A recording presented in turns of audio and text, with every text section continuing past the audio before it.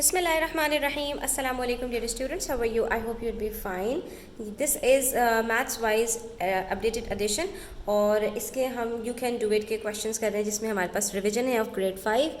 Up till 10 questions we have completed. Now we are heading towards question number 11.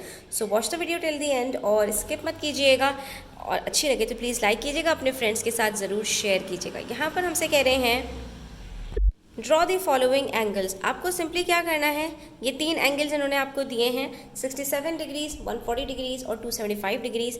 आपको इन्हें सिर्फ draw करना है। तो एंगल्स क्या होता है, हमारे पास दो लाइंस एक पॉइंट पर मीट करती हैं, उसको हम एंगल कहते हैं। उसके बीच में हमारे पास जितने डिग्रीज होते हैं उसको हम मेंशन कर देते हैं। तो स्टार्ट करते हैं पार्ट ए से, देखते हैं 67 डिग्रीज, 140 डिग्रीज और 275 डिग्रीज कैसे हम ड्रॉ कर सकते हैं। तो देखो बच्चों, आपको एंगल ड्रॉ करने के लिए सिर्फ एक रूलर चाहिए और एक प्रोटेक्टर चाहिए। सिंपल आप क्या करेंगे, एक स्ट्रेट लाइन ड्रॉ करें, उसके बाद किसी भी पॉइंट से आपने दूसरी लाइन ड्रॉ करनी है, ठीक है, किसी भी एंड पॉइंट से। मैं ये वाला एंड पॉइंट ले रही हूँ, यहाँ से मैं ड्रॉ करूँगी, तो मुझे अपने प्रोटेक्टर को इस लाइन के ऊपर इस तरह से रखना है कि मेरा जो इसका लाइन का एंड पॉइंट है वो मेरे प्रोटेक्टर के सेंटर पर हो, ठीक है। ये सेंटर ये एंड पॉइंट के साथ मीट होगा और जो लाइन है मेरे पास वो इस लाइन से मीट होगी जो मेरे पास प्रोटेक्टर के ऊपर बेस लाइन मौजूद है, ठीक है। अब जिस बेस लाइन के ऊपर मैंने अपने प्रोटेक्टर को रखा है जिस एंड पॉइंट से, तो वहीं पर मैं उसी लाइन के ऊपर देखूंगी कि वहाँ पर मेरे पास ज़ीरो कहाँ है। ज़ीरो मेरे पास आउटर स्केल पर है, यहाँ से मुझे मेजर करना है 67 डिग्रीज। तो बस मैं 60 और 70 के बीच में जाऊंगी और देखूंगी कि यहाँ पर मेरे पास 67 कहाँ पर आ रहा है, तो वहाँ पर मैं एक डॉट लगा लूँगी। यहाँ पर मुझे नज़र आ रहा है 67 डिग्रीज, तो मैंने यहाँ पर एक डॉट लगा लिया और डॉट लगाने के बाद सिंपल मुझे ये करना है कि मैं यहाँ पर इन दोनों लाइन्स को जॉइन कर दूँगी और ये मेरा एंगल बन गया, सिंपल, ठीक है। ये देखिए यहाँ पर हमारे पास ये एंगल बन गया।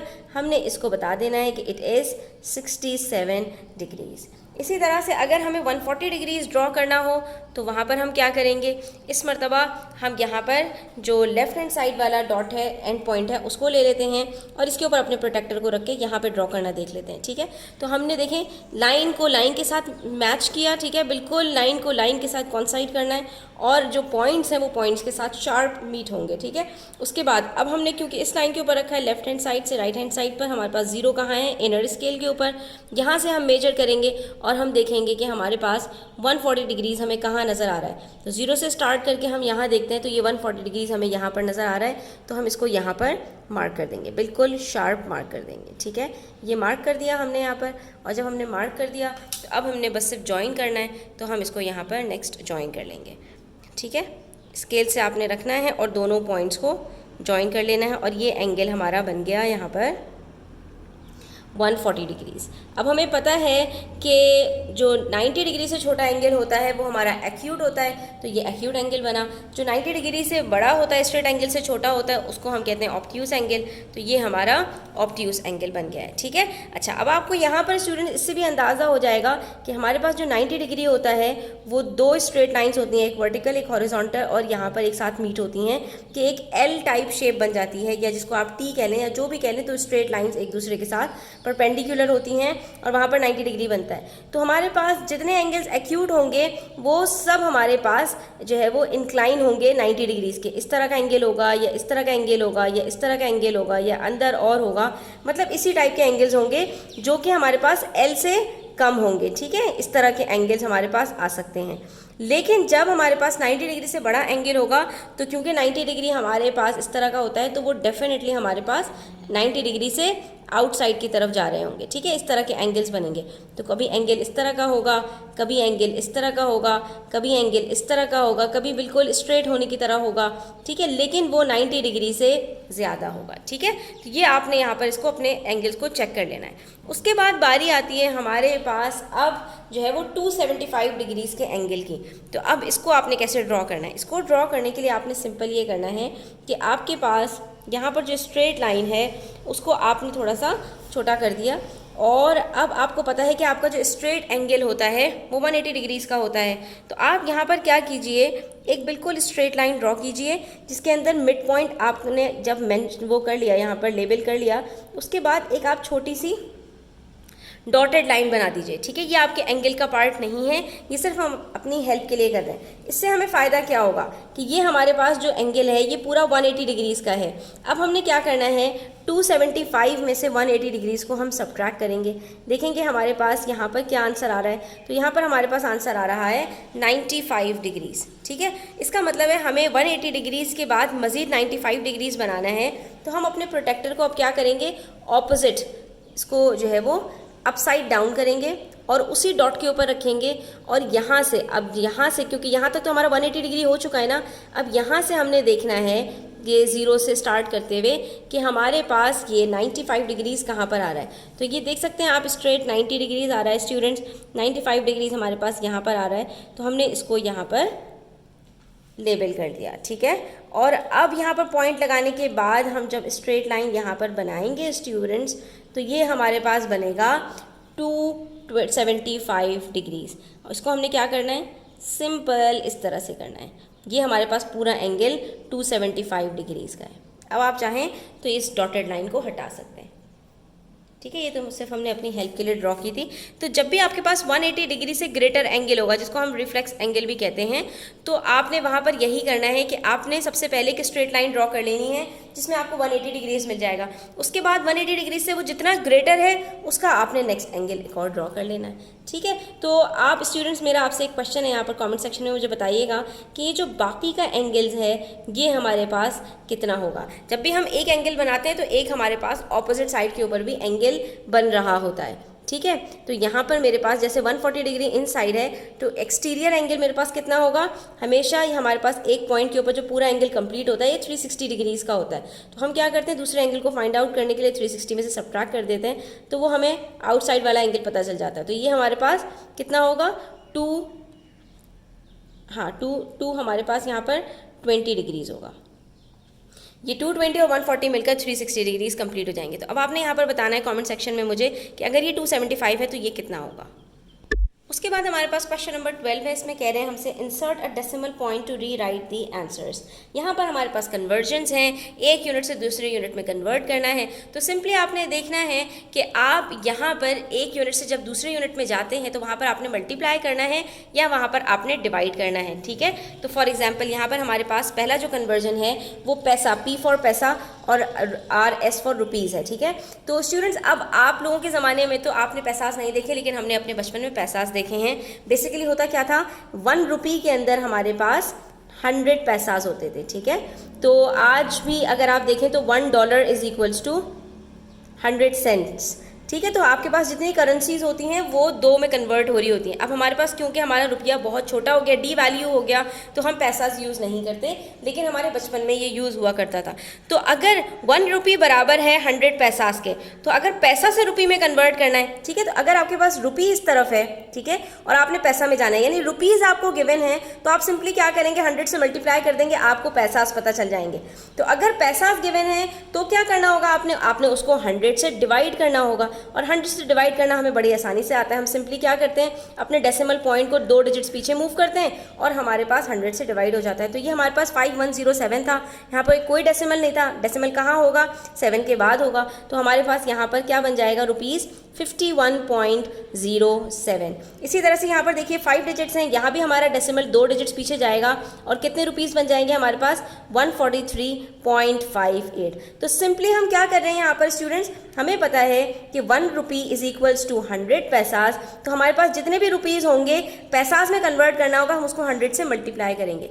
लेकिन अगर पैसा होगा गिवन और हमें उसको रुपीज़ में कन्वर्ट करना है, तो हम क्या करेंगे, जितने भी रुपीज़ होंगे उसको हम 100 से डिवाइड कर देंगे। अगर 1 पैसा है तो 1 को 100 से डिवाइड करेंगे, 2 पैसास हैं तो 2 को 100 से डिवाइड करेंगे, 200 पैसास हैं तो 100 से डिवाइड करेंगे। अब यहाँ पर हमारे पास जितने पैसास हैं उसको भी हम 100 से डिवाइड कर रहे हैं। और 100 से डिवाइड करना हमने बहुत अच्छी तरह सीखा था कि डेसिमल सिर्फ 2 डिजिट्स पीछे मूव कर जाता है। अब यहाँ पर हमारे पास जो पैसास हैं वो हमारे पास सिर्फ 1 डिजिट पैसा है। तो यहाँ पर हम क्या करेंगे, डेसिमल 2 डिजिट्स पीछे मूव करेंगे, यहाँ कोई डिजिट नहीं है, 0 लगा देंगे। तो आंसर क्या आ जाएगा, ₹0.05, ठीक है। अच्छा, अब इसी तरह से हमारे पास पैसास के अंदर 4001 है, यहाँ भी डेसिमल 2 डिजिट्स पीछे मूव करेगा और हमारे पास आंसर आ जाएगा 40.01। सिंपल, ठीक है।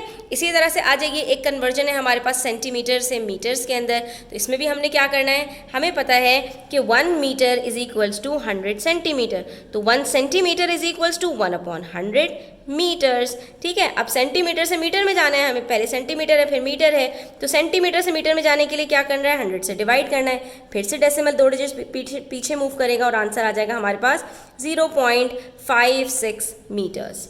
इसी तरह से मीटर से किलोमीटर में जाना है, तो हमें पता है कि 1 kilometre is equals to 1000 metres. तो मीटर से किलोमीटर में जाना होगा, 1 metre is equals to 1/1000 kilometres. Metre given है, किलोमीटर में जाना है, 1000 से डिवाइड करेंगे, डेसिमल अब 3 डिजिट्स पीछे मूव होगा। 100 से जब डिवाइड कर रहे थे, 100 में 2 जीरो होते हैं, डेसिमल 2 डिजिट्स पीछे गया। 1000 से डिवाइड कर रहे हैं, 1000 में 3 जीरोज होते हैं, तो डेसिमल 3 डिजिट्स पीछे मूव कर जाएगा। तो हमारे पास आंसर क्या आएगा, 1.450। लास्ट में जीरो हो तो उसको लिखने की ज़रूरत नहीं होती अगर वो डेसिमल के बाद है। ठीक है, डेसिमल के बाद अगर जीरो के बाद कोई डिजिट मौजूद है तो उस जीरो की वैल्यू है, लेकिन डेसिमल के अंदर अगर आखिर में जीरो है तो उसकी कोई वैल्यू नहीं होती। इसी तरह से ग्राम और किलोग्राम का है कि 1 kg is equals to 1000 grams, और अगर इसको उल्टा कर दें तो 1 gram is equals to 1/1000 kilograms. तो यहाँ भी हमें 1000 से इसको डिवाइड करना है, तो हम यहाँ भी 3 डिजिट्स पीछे डेसिमल को मूव कर देंगे। आंसर क्या आएगा, 5.656 किलोग्राम्स। इसी तरह मिलीलीटर और लीटर का भी है, 1 litre is equals to 1000 millilitres. तो मिलीलीटर से अगर लीटर में जाना हो तो 1 millilitre is equals to 1/1000 litres. Millilitre से जो है वो लीटर में जाना है, 3 डिजिट्स पीछे डेसिमल मूव हो जाएगा, 1000 से डिवाइड करें, आंसर आ जाएगा 0.250 लीटर्स। ठीक है, जीरो लिखने की ज़रूरत नहीं है। उसके बाद नेक्स्ट है हमारे पास 1500 mg इंटू ग्राम्स। अब यही चीज़ हमारे पास ग्राम्स और मिलीग्राम्स में भी है। 1 gram is equals to 1000 milligrams. तो 1 milligram is equals to 1/1000 grams. यहाँ भी हमें 3 डिजिट्स पीछे डेसिमल मूव करना है, आंसर आ जाएगा हमारे पास 1.500 ग्राम्स, दैट इज़ 1.5 ग्राम्स। कितना सिंपल है और कितना मज़े का है। स्टूडेंट्स, बस आपने ये देखना है कि आपका जहाँ पर कन्वर्जन हो रहा है तो आपने वहाँ पर मल्टीप्लाई करना है या डिवाइड करना है। मल्टीप्लाई करना है तो जीरोस ऐड करते चले जाओ, और डिवाइड करना है तो बस 2-3 डिजिट्स पीछे जिससे डिवाइड कर रहे हो 100 से 1000 से, उतने डिजिट्स पीछे आप अपने डेसिमल को लेते चले जाओ। उसके बाद हमारे पास क्वेश्चन नंबर 13 है। It says Hanif's pack weight 23.5 kilograms. Hanif के पास एक पैक है और उसका वेट 23.5 किलोग्राम्स है। शाकिर्स 19.2 किलोग्राम्स। शाकिर के पास जो पैक है वो 19.2 किलोग्राम्स का है, एंड कमाल्स 20 किलोग्राम्स, और कमाल के पास 20 किलोग्राम्स का है।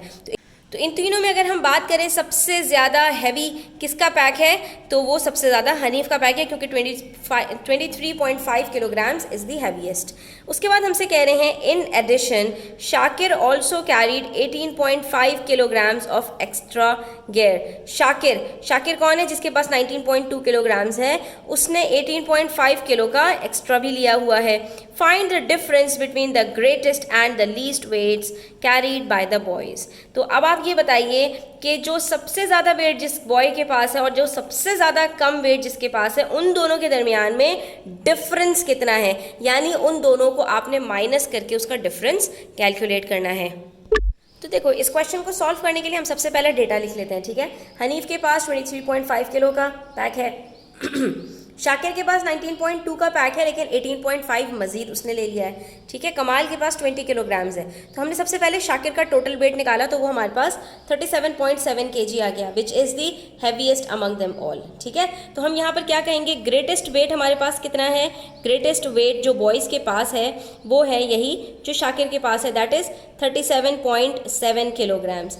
और जो लाइटेस्ट वेट है, या जिसको हम कह सकते हैं जो लीस्ट वेट है, वो हमारे पास सबसे कम जो है, अब किसके पास है इन दोनों में से, 23.5 और 20 में से, तो उसमें से हमारे पास कमाल के पास है, दैट इज़ 20 किलोग्राम्स। अब इनका डिफरेंस जब हमें कैलकुलेट करना है तो हमने सिंपली क्या करना है, माइनस करना है। डिफरेंस का मतलब होता है दो चीज़ों के दरमियान में कितना गैप है, कितना डिस्टेंस है, वो हमें माइनस करके पता चलता है। तो हम सिंपली क्या करेंगे, 37.0 को माइनस कर देंगे 20.0 से। डेसिमल पॉइंट्स हैं, माइनस और प्लस करने के अंदर डेसिमल हमेशा एक लाइन में आता है, तो यहीं पर हम इसी लाइन के अंदर डेसिमल लगा देते हैं। 20 के साथ कोई डेसिमल नहीं था, लास्ट में हमने पॉइंट लगाया और उसके साथ 7 के नीचे हमने 0 लिख दिया। अब 7 माइनस 7 0 करते हैं तो 7 आता है, फिर 7 minus 0 7, 3 minus 2 is 1।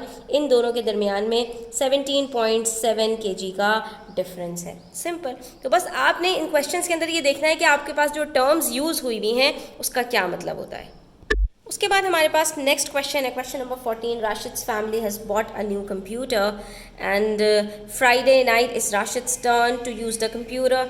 He has 2 whole 1/4 hours to finish all his work. Rashid की फैमिली जो है वो एक कंप्यूटर लेकर आई है और फ्राइडे को राशिद की टर्न आती है कंप्यूटर यूज़ करने की, ठीक है। तो उसके पास 2 पूरे घंटे हैं और 1/4 आवर और है, ठीक है। तो हमारे पास इसका मतलब है 60 मिनट्स का 1/4 हम निकालेंगे तो हमारे पास कितने मिनट्स बनते हैं, हमारे पास ये बनेंगे 15 मिनट्स, यानी कि उसके पास 2 घंटे और 15 मिनट्स का टाइम है to finish all his work. अब हमसे क्या कह रहे हैं पार्ट ए में, ऑन द फर्स्ट फ्राइडे, पहले फ्राइडे को he sent emails to his friends if each email took 1/8 of an hour to right.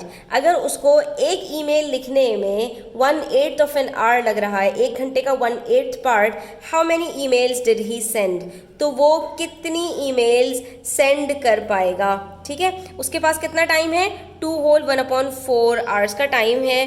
पहले फ्राइडे को अगर उसने अपने फ्रेंड्स को ईमेल लिखी हैं और एक ईमेल में 1/8 hour लग रहे हैं तो 2 whole 1/4 hour में कितने जो है वो ईमेल सेंड कर पाएगा, हमें ये मालूम करना है। तो देखिए सबसे पहले तो हम डेटा लिख लेंगे कि राशिद के पास टोटल टाइम 2 घंटे 1/4 hours है, ठीक है, और एक ईमेल लिखने में उसको 1/8 hour लग रहे हैं। तो एक तरीका तो ये है, फर्स्ट मेथड ये है कि आप दोनों टाइम्स को जो है वो मिनट्स के अंदर कन्वर्ट कर दें, कि क्योंकि यहाँ पर आपके पास फ्रैक्शंस के अंदर टाइम दिया हुआ है। तो हम यहाँ पर ये करेंगे 2 hours को भी 60 से मल्टीप्लाई कर देंगे, 1/4 को भी 60 से मल्टीप्लाई कर देंगे, 1/8 को भी 60 से मल्टीप्लाई कर देंगे। क्यों? क्योंकि ये सारी चीज़ें आवर्स में गिवन है और 1 hour is equal to 60 minutes. तो हम जब सबको 60 से मल्टीप्लाई करेंगे स्टूडेंट्स, तो यहाँ पर हमारे पास 2 घंटे बराबर है 120 मिनट्स के, 1/4 बराबर है 15 मिनट्स के, 4 1s are 4, 4 15s are 60, तो 120 + 15 135 मिनट्स का टाइम उसके पास मौजूद है।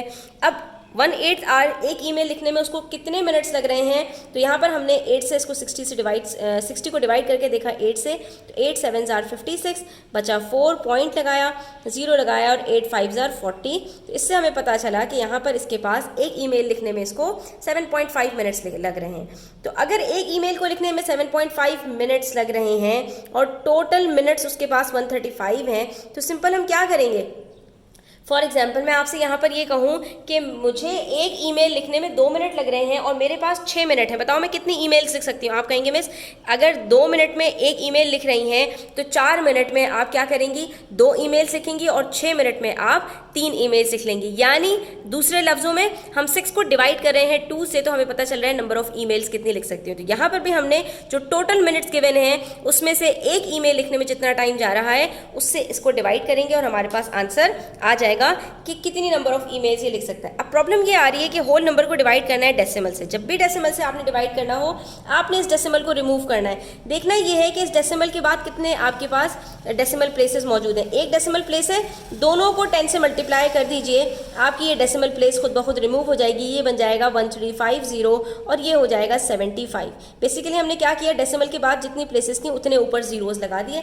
तो हमारे पास जब ये आंसर आया, अब दोनों को हम 5 से सिंप्लीफाई कर लेंगे, ठीक है। के टेबल में 5 15s are और 5 को डिवाइड करें, 5 2s are 10, बचा 3 35, 5 7s are 35 और ये 270। अभी भी दोनों 5 के टेबल से जा सकते हैं। 5 3s are 15, 5 5s are 25, बचा 2, 5 4s are 20।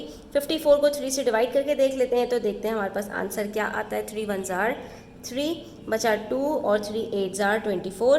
तो आंसर आ रहा है हमारे पास 18 ईमेल्स। इसका मतलब है कि वो इस अलॉटेड टाइम के अंदर 18 ईमेल्स लिख सकता है अगर वो एक ईमेल लिखने में 7.5 मिनट्स लगा रहा है। और चलिए स्टूडेंट्स इसका दूसरा मेथड भी देख लेते हैं कि फ्रैक्शन को फ्रैक्शन से किस तरह से डिवाइड किया जाता है। ये आपके लिए थोड़ा सा नया होगा बट मज़ेदार होगा और आगे आपके लिए काम आएगा, इसलिए मैं आपको सिखा देती हूँ। यहाँ पर ये मिक्स नंबर है, तो हम जब मल्टीप्लाई डिवाइड करते थे तो प्लस करते थे, माइनस करते थे। हम सबसे पहले क्या करते थे, इसको इम्प्रॉपर फ्रैक्शन के अंदर कन्वर्ट कर लेते थे। 2 4s are 8 + 1 9/4, ठीक है। और यहाँ पर है हमारे पास डिवाइडेड बाय 1/8। अब आपने एक चीज़ सीखनी है कि जहाँ पर भी आपके पास दो फ्रैक्शंस डिवाइड हो रहे हों, इस डिवाइड के साइन को आपने क्या करना है, मल्टीप्लाई से चेंज करना है। जैसे ही आप मल्टीप्लाई से चेंज करेंगे, ये जो डिनोमिनेटर है ये ऊपर आ जाएगा, न्यूमरेटर नीचे चला जाएगा, ये कॉन्जुगेट हो जाता है, यानी कि आपका ये ऊपर नीचे हो जाता है। इसको हम कहते हैं रेसिप्रोकेट हो जाता है। ये बन जाएगा 8/1। 9/4 अपनी जगह वही रहेगा, सिर्फ और सिर्फ डिवाइड के साइन के बाद जो आपके पास फ्रैक्शन है वो ऊपर नीचे हो जाएगा, यानी रेसिप्रोकेट हो जाएगा। ऊपर जो है वो नीचे आ जाएगा और नीचे ऊपर चला जाएगा। अब यहाँ पर आपके पास क्या सिचुएशन है, 9/4 मल्टीप्लाई बाय 8। आप देख सकते हैं कि यहाँ पर ये दोनों एक दूसरे से कट हो रहे हैं। 4 1s are 4, 4 2s are 8। इन दोनों को मल्टीप्लाई करेंगे, वो नीचे दोनों 1 हैं, तो आंसर आ जाएगा 18 मिनट्स, 18 ईमेल्स, यानी कि वो इस टाइम के अंदर 18 ईमेल्स लिख सकता है। तो देख सकते हैं आंसर दोनों मेथड से हमारा सेम आया है, लेकिन सिर्फ क्या है कि यहाँ पर हमने डायरेक्ट फ्रैक्शन को फ्रैक्शन से डिवाइड कर लिया, वहाँ पर हमने उसको मिनट्स में कन्वर्ट करने के बाद फिर डिवाइड किया, तो हमारे पास थोड़ा सा लंबा मेथड हो गया था। ये मेथड मैंने आपको बता दिया इसलिए ताकि ये आप अगर जल्दी करना चाहें तो आप इस तरह से भी कर सकते हैं। उसके बाद हमारे पास इसका पार्ट भी है ऑन द सेकंड फ्राइडे। ये पहले फ्राइडे की बात हो गई, उस दिन उसने 18 ईमेल्स लिख ली। सेकंड फ्राइडे को उसने क्या एक्टिविटी की है वो भी हमें बता रहे हैं, तो वो कितनी वो एक्टिविटी परफॉर्म कर पाएगा। अब यही सवाल इसके अंदर भी हो सकता है हो कि on the second Friday he played computer games, each level took him ½ hour to complete, how many levels did he complete. तो अगर एक लेवल करने में आधा घंटा लग रहा है तो इसका मतलब है 1 घंटे में वो 2 लेवल्स कर सकता है, और उसके पास टाइम कितना है, 2 घंटे और 1/4 आवर्स। तो इसका मतलब है कि यहाँ पर वो पूरे आधे घंटे जो है ना लेवल्स में नहीं लगा पाएगा, यानी उसके पूरे लेवल्स कंप्लीट नहीं हो पाएंगे। जो आखिर का 15 मिनट बचेगा वो उसका बेचारे का आधा गेम अधूरा रह जाएगा। इसको भी हम सेकंड मेथड से करके देखते हैं स्टूडेंट। सबसे पहले अपने मिक्स नंबर को कन्वर्ट करेंगे इम्प्रॉपर फ्रैक्शन में, और यहाँ पर इसको रेसिप्रोकेट कर दिया हमने, 1/2 2/1 बन गया। अब इसको सिंप्लीफाई करेंगे तो देखिए यहाँ पर क्या आंसर आ रहा है, 2 1s are 2, 2 2s are 4। अब देखिए यहाँ पर आंसर हमारे पास होल नंबर में नहीं आ रहा, तो इसको फिर से हम कन्वर्ट कर देंगे किसमें, अपने मिक्स नंबर के अंदर। तो 2 4s are 8 बच गया 1, यानी कि ये पूरे 4 लेवल्स कंप्लीट करेगा, 4.5 लेवल्स ये कंप्लीट कर पाएगा। यानी कि जो आखिरी लेवल कंप्लीट कर रहा होगा, आधा घंटा इसको नहीं मिल पाएगा, सिर्फ 15 मिनट मिलेंगे, तो आधा लेवल भी इसका कंप्लीट हो पाएगा। तो यहाँ पर हम क्या कहेंगे कि how many levels did he complete, he completed 4.5 levels. तो चलें जी, आज के लिए इतना ही। इंशाल्लाह नेक्स्ट वीडियो के अंदर हम मज़ीद क्वेश्चन सॉल्व करेंगे। तब तक के लिए अपना ख्याल रखिएगा। चैनल पर नए हैं तो सब्सक्राइब करते जाइएगा। अल्लाह हाफ़िज़।